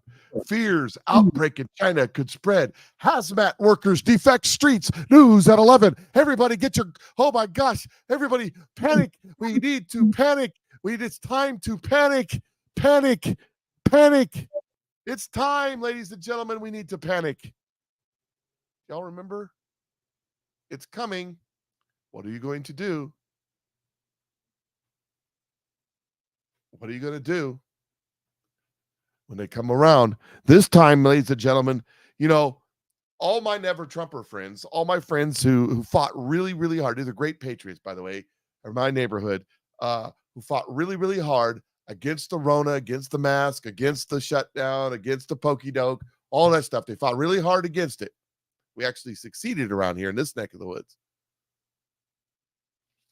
They're all upset because Donald Trump made the pokey doke. Donald Trump shut us down. Donald Trump masked us up. No, he didn't. He didn't do any of that. The governors did. The governors did that. Your mayors did that. He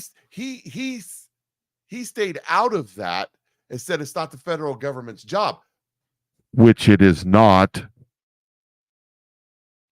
That was your state. That was your governors like Ron DeSantis, like the governor of New York and California and Washington and Oregon who did that. That was your governors like Krispy Kreme who did that. That was your governors like was it Asa Hutchinson in Arkansas? Wasn't he the governor? Who was the governor in Arkansas at the time? They did that. Republican and Democrat did that. But now we got a different guy in office. We got a different administration. You think it was bad then? If they can get this thing kicked off, if they can get the panic happening,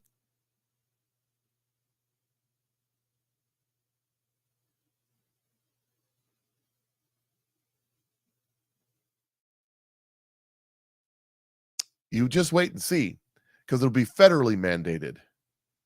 Oh, sure, the Supreme Court sometime around December or January next year will say you can't do it, but the damage will be done. We've got to bring back all the mail-in ballots because we can't go because we're all dying from the new Rona. It's coming. Get ready. They're building it up and building it up and building it up. As for me, I will not comply. I'll bring out all my old stuff. I'll have to go look up all my old stuff. I will not comply. Walking into your third winter of death, still unpoked, still not a communist, still not using pronouns. That's right, ladies and gentlemen. My pronouns are fit around and find out. My pronouns are screw off.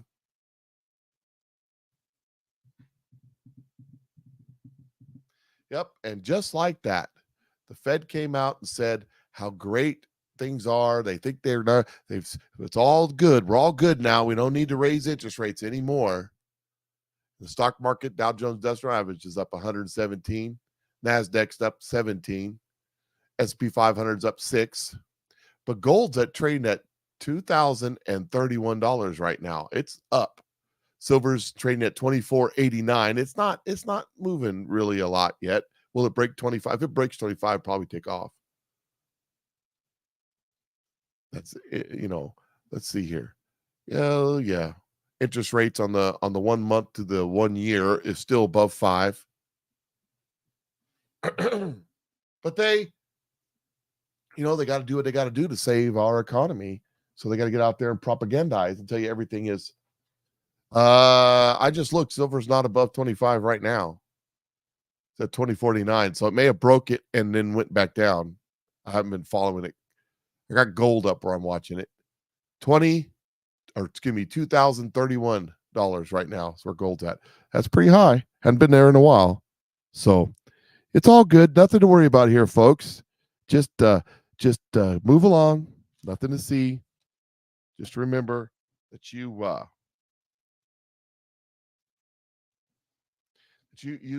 got to you got to do what you're told. Shut up, put your mask on, and get in line. I wasn't going to share this one, but this is an actual headline. Could sex be used to counter declining birth rates?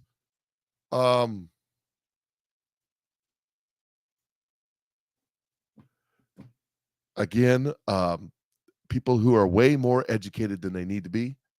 That's the only thing I got to say about that, because that's kind of how it works. I mean,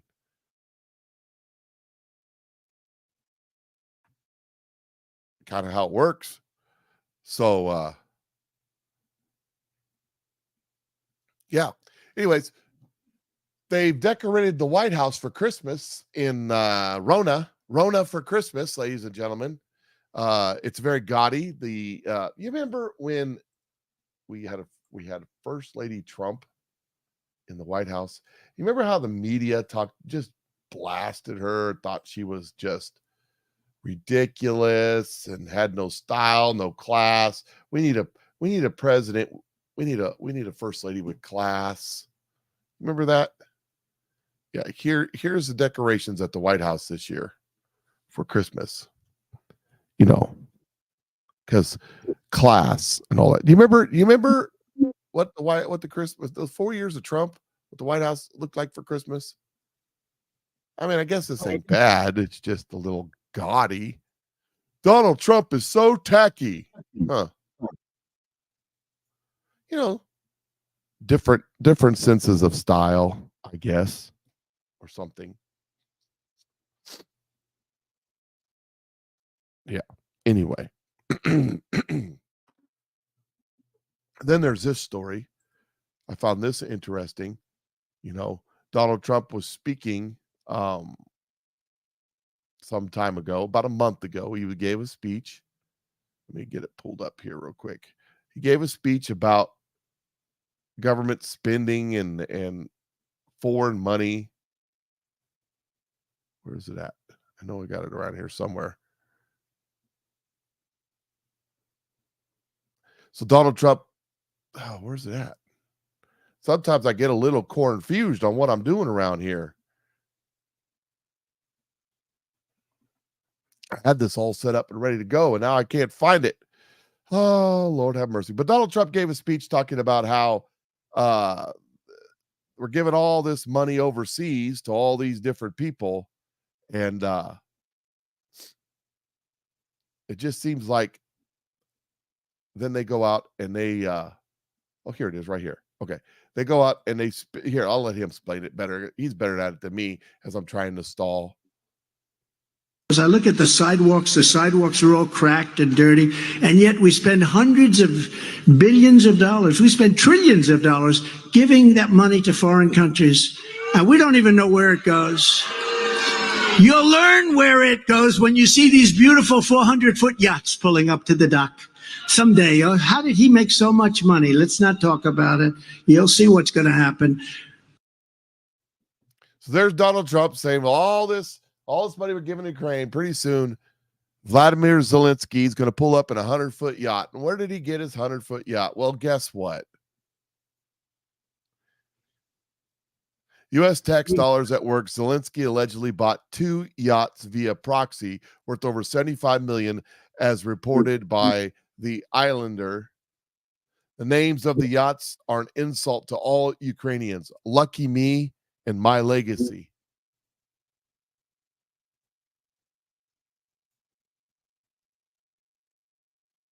Yep, because that's fair. Just, here is Kash Patel. Oh, let me before I do that one, let me do this one. So Donald Trump has Trump's lawyers have filed in his January 6th case in DC some motions. Come on, technology. There we go. Trump's lawyer filed a motion for discovery in Jack Smith's case, demanding documents regarding informants and undercover agents related to January 6th. Trump's attorneys filed a motion for discovery in special counsel Jack Smith's case, demanding documents regarding informants and undercover agents related to January 6th. Please provide all documents regarding informants, competitors, undercover agents, or cooperators, undercover agents, representatives, or anyone acting in a similar capacity on the behalf or the behest of the Department of Justice or any law enforcement agency who was present at or within 5 miles of the United States Capitol on January 6, 2021. Trump's lawyers wrote in a 9-page discovery letter. Trump's trial date for Jack Smith's January 6th case is currently scheduled for March 4, 2024. And Jack Smith's indictment of Trump could backfire if Trump's team gets some of the documents in its discovery request. Trump's attorney said last week's motion, we have found many redacted documents in the discovery production. The Gateway Pundit has also reported numerous times that suspected federal agents, Ray Epps, who have betrayed, blah, blah, blah, to get into the details of it now. But Donald Trump's team is asking, we want, in order to defend ourselves, we want this information, to which the courts have now recently ruled on this. Here is Fox News reporting last night as they rule on this request by former President Donald Trump to subpoena federal offices for records about the January 6, 2021 Capitol riot. The judge said the former president had not sufficiently justified his requests. The judge added the request seemed more like a fishing expedition than a good faith effort to obtain identified evidence. The former president is charged with 4 felony counts in the election obstruction case in Washington. So the judge has denied Trump in his subpoena request for this information, which is interesting. Now, this could be overturned on appeal. We shall see how that goes. Here is Kash Patel. Let me get back up to it. Kash Patel was speaking to, I think it was Benny Johnson, somewhere around here.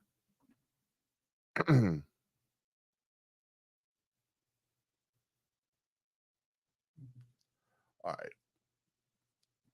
Kash Patel was speaking about how when you're indicted, here it is. When I didn't go far enough. When you're indicted, when you're in court, you have the right to everything in your defense. You can't be denied. Listen to what he says here. Tried and true legal method of I know you are, but what am I? This is good. I'm very glad they're really digging deep here into the legal philosophy. You yourself are a prosecutor. You yourself, of course, have defended law enforcement and have worked with law enforcement and have prosecuted big time bad guys with our federal government and in our federal government. And so I would like to play 1 or 2 clips for you, Kash, and just get your snap takeaway of what's going on here. Let's begin. Here is a footage of a man who was handcuffed on January 6th by Capitol Police, and then fist bumped after being released by Capitol Police, clapped on the back, and said, "Have a good day, sir." Can you please explain to me what's going on here? He's an obvious domestic terrorist and a MAGA supporter. He should be in prison for life. No, look, more so than just being a national security prosecutor is the fact that I was a public defender. And due process isn't selective. You cannot select what evidence to provide the public or the defendant. The Constitution requires you provide it all. Just like they buried evidence of innocence during Russiagate when they went up and illegally surveilled Donald. So according to Kash Patel, due process, they have to provide all of this. So we'll see how this works itself out in court. But so far they said, no, you can't have that information. Why not? Because if that information exists and it could clear Trump's name, he should have the right to it. Let's continue. Donald Trump, the January 6th tapes show the prosecutors and the DOJ and the FBI, who've created a two-tier system of justice, have rigged these cases by selectively choosing what evidence to hide and what evidence to distribute so that they can maintain this bogus narrative, this disinformation campaign about an insurrection that never was. And just like in Russiagate, when we caught them, when they said, no, Kash Patel and Devin Nunes are lying, the FBI would never lie to a federal court. When we caught them lying, they went on to their next narrative. Donald Trump's a Russian asset. It doesn't matter. No big deal. So now they're doing the same thing. Oh, we know Nancy Pelosi and Bowser declined the National Guard. We know Donald Trump authorized up to 20,000 National Guardsmen and women days before January 6th. But we've got caught. So forget that.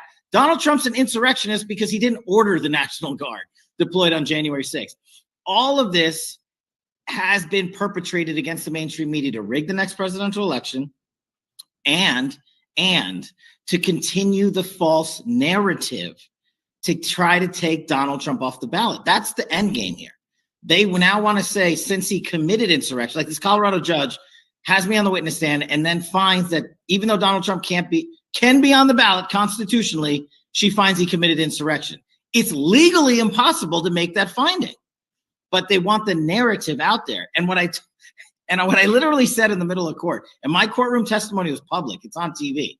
You can go back and watch it. And I was like, so you wanted him to break the law on January 6th and order the deployment of the National Guard, which has never been done in the history of the United States, just so you could have your insurrection narrative? And he didn't do that, but he committed insurrection anyway? Like, these aren't stupid people. Do you know the law firm that's representing the people, the group to kick Donald Trump off the ballot? Do you know the law firm? King and Spalding. Do you know who works there? Sally Yates, Rod Rosenstein, Gina Haspel. Do you know who used to be a member of that law firm as a named partner? Chris Wray. Incredible. So they're trying to take Donald Trump off the ballot. No, they're losing, by the way. They've lost in every state. They just lost in Rhode Island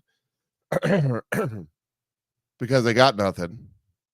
They're just trying to do everything. They're scared to death. Donald Trump gets back in the office, gets the reins of power. I understand what they did. Donald Trump authorized 20,000 troops to go to D.C., but Donald Trump has no authority. Donald Trump cannot deploy troops in the United States. Joe Biden cannot deploy troops in the United States without the governor, and in the case of D.C., the mayor, cannot deploy them on the Capitol without Nancy Pelosi's approval or request. He prepared them. They were ready. They were on standby. But let me tell you something. If the National Guard was deployed in D.C., we would not have had a January 6th insurrection because Nancy Pelosi could not control them, because Mayor Bowser could not control. Mayor Bowser controlled the Capitol Police or the D.C. Police Department. Nancy Pelosi controlled the Capitol Police, but they could not control the National Guard. The National Guard would have secured the building, would have not allowed people to cross into the areas they were not allowed to go. They wouldn't have escorted them in. They couldn't have that. They couldn't have that. That's what it was all about. And you want to know who knows this? The American people know it. You know why Trump is up almost 40 points in the RNC primary? You know why Trump is up against Joe Biden? Because the American people know all this is BS. The American people know. And that's why the RNC is in trouble. RNC fundraising falters as coffers sink to 9.1 million going into elections. Last time around, there was nearly $100 million. The RNC was rich beyond its dreams, and they spent that money fighting against mega candidates. They had a ton of cash going into the 2022 elections, and they spent that money fighting against mega Republican candidates that could have won. They would rather lose the House and lose the Senate than allow mega to take over. But God had other plans.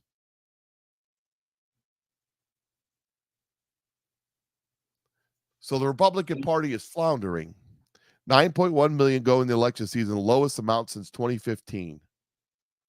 Ahead of the 2024 election, the Republican National Committee has dropped to 9.1 million in cash on hand, the lowest in any federal election commission report since 2015 for the committees. According to the Washington Post, at the same point in time in 2016 election, the committee had 20 million on hand. And 4 years ago, when Trump was in office, the number was 61 million. As of October 30th, the DNC, the Democratic National Committee, is reporting having 17.7 million on hand, around double that of the RNC.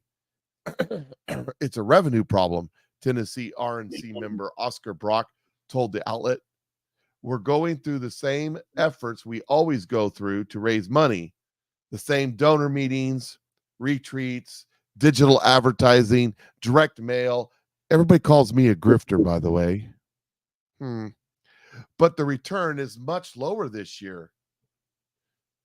If you know the answer, I'd love to know it. Hey, RNC, stop pissing off your base. Stop putting these candidates up that hate the base. Stop putting Chris Christie up.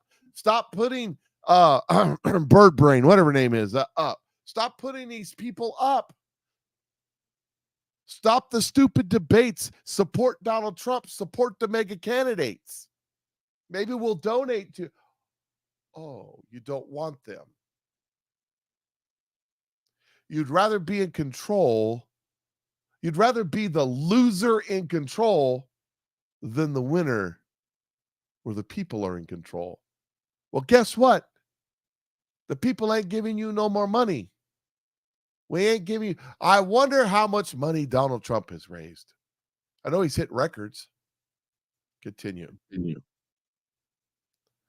The staff has managed to tighten down on expenses and keep the party from going into the red. People familiar with the party's finances said that donors haven't made as many large checks to the committee in recent years. That's because all of the big Republican donors who are a bunch of leftist deep state thugs are all donating to the other side. You know, like Mitt Romney. Because there never really were conservatives. They never really were for the American Republic. They're a bunch of pinko commo fascists. Some donors said they weren't giving to the committee because they think it'll help Trump, while others say that they're waiting until 2024 to donate. And others have become frustrated with the party's leadership. Both party committees have seen a downturn in donations since 21, which operatives have attributed to inflation and donor fatigue. And that's inflation that's doing it. Yeah. It's the voter fatigue. The voters just aren't interested. That's it. Yeah. It has nothing to do with me. Has nothing to do with the RNC. Has nothing to do with spitting in the face of your base and telling them, screw you. We want Trump. Screw you, you deplorable gun-toting mega supporter with your Bibles and guns from Alabama. We know more important than you. We're smarter. We know more than you. You should just listen to us. Out there, people like McConnell, people like, I don't know, the rest of the Republicans in the House. Oh, we're gonna do it for the American people. And then they reach across the aisle and give the Democrats everything they want. No wonder we're not voting for you, you sellouts. No wonder we're not. We're sick of it.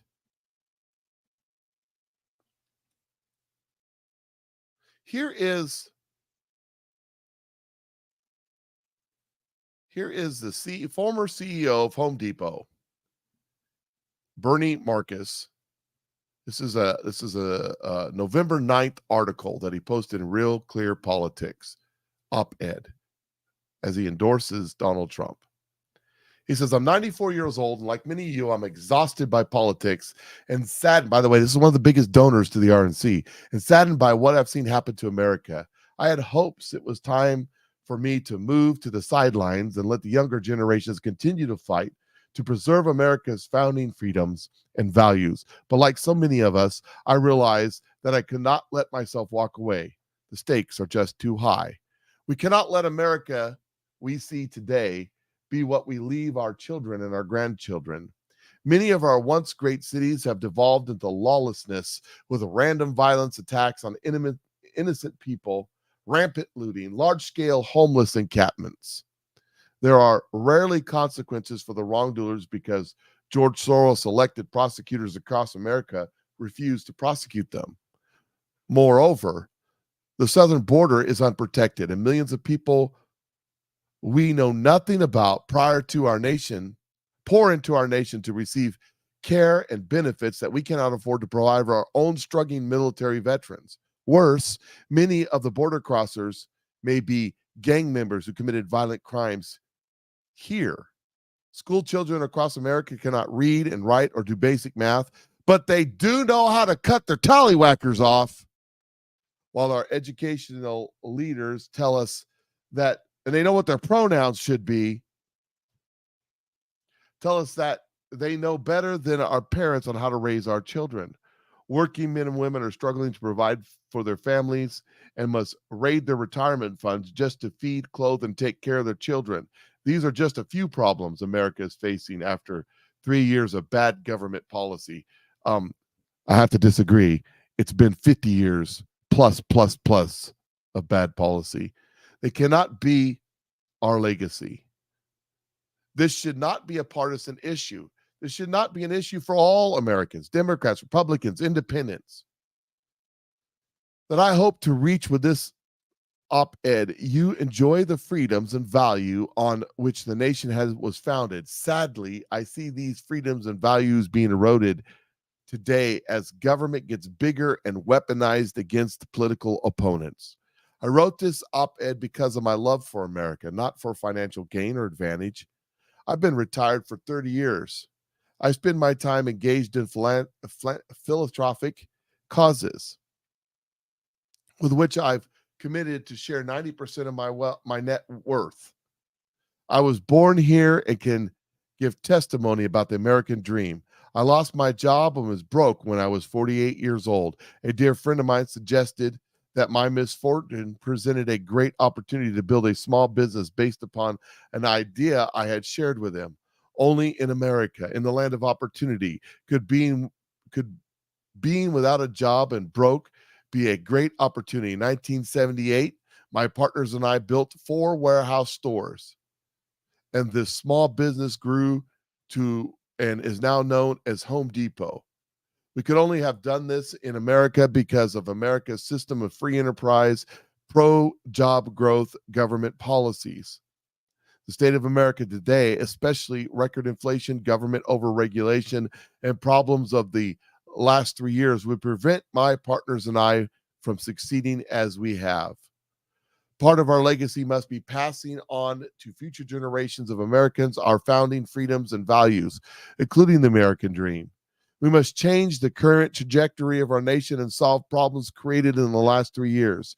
We must also reject calls from some politicians to replace our free market system with big government socialism, with balloons and stuff. Most of them seem to have never had a job outside of government. All they know is making government intrusive in the lives of its citizens. I wrote above that I wanted to sit on the sidelines of politics, but the stakes are too high for me to just walk away. The stakes are America's path forward. Do we want to continue our perilous trajectory we are now on? I do not, because it would be disastrous for all Americans except the political elite. For Democrats, the choice is simple. If you feel that you're better off now than you were 3 years ago, you should vote for Joe Biden or whoever the Democrat candidate is. For Republicans, the choice is also simple. Let's face it. Donald Trump is going to win the nomination. You should be doing all you can to ensure his winning the general election. I understand the frustration of some of my Republican friends who do not like or are offended by the things Donald Trump does and says. I too have been frustrated at times, but we cannot let the brash style be the reason we walk away from his otherwise excellent stewardship of the United States during his first term in office. Now is the time for unity to save the American dream for future generations.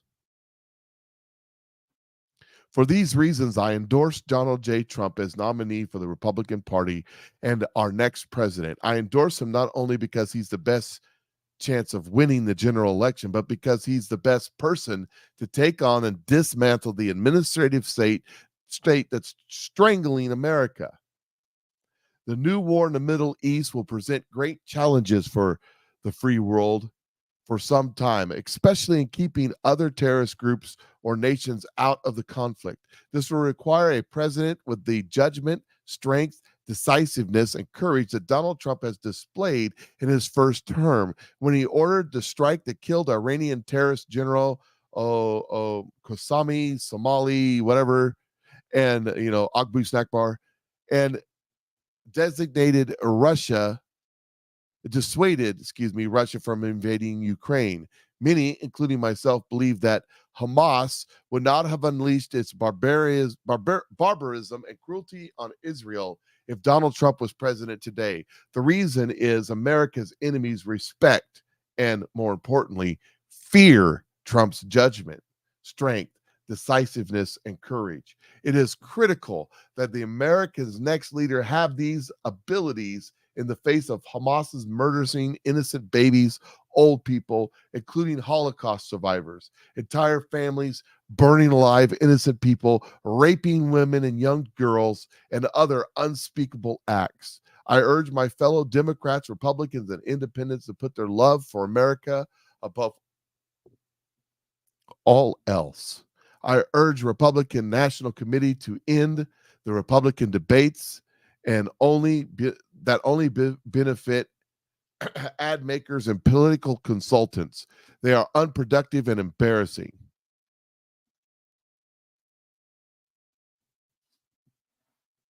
So there is a man who knows what it's like to earn a buck and make it on his own, endorsing Donald Trump.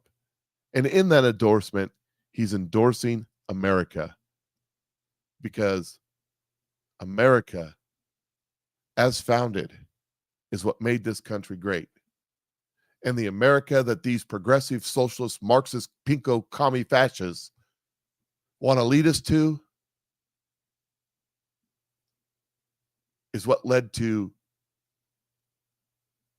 1940s Germany, is what led to 1930s Russia. It's what led to Pol Pot. It's what led to China and Mao Zedong. It's what led to North Korea. It's what led to Venezuela. It's what led to the collapse of Argentina.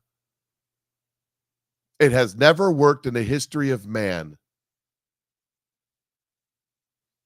That philosophy comes from the father of lies because it is a lie.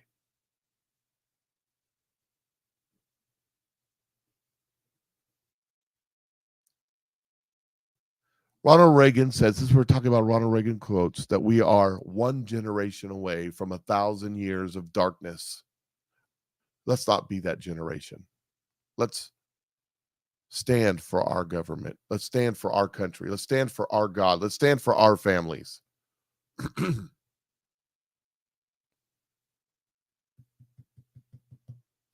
know, if we don't win this next time around by however we do it,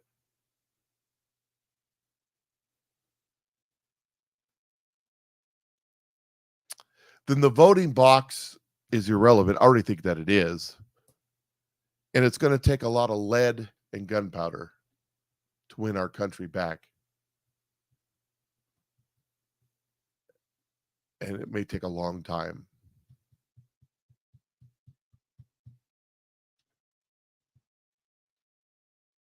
You know, take a look at the Civil War. 10% of the population died in the Civil War. 10% of the population today, 350 million people. It's 35 million people will die in a Civil War or more. We're more proficient at killing today than we were back then. You had to load one round at a time back then.